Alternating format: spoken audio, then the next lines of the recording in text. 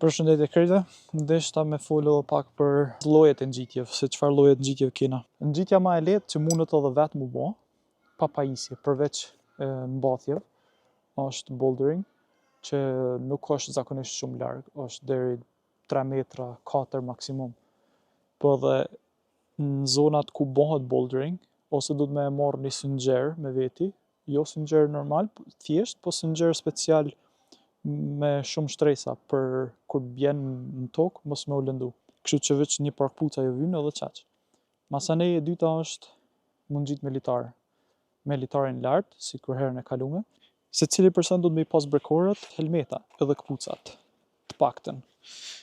Masanej njoni prej dyve duhet me pas litarin edhe siguresën, që me siguru ato që ngjitet nalt. E treta është lead climbing, jo me litar nalt, po e merr litarin me veti. Ti i mban pajisjet ekstra, që janë me karabina në 2 anë, edhe me një litar të kapur në mes. Kjo bëhet edhe në sallë mrena, po edhe jashtë, nëpër gur.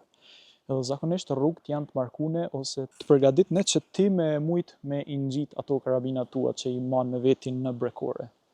Masanej litarin e man me veti, edhe tu ngjit përpjet, tu e ngjit litarin.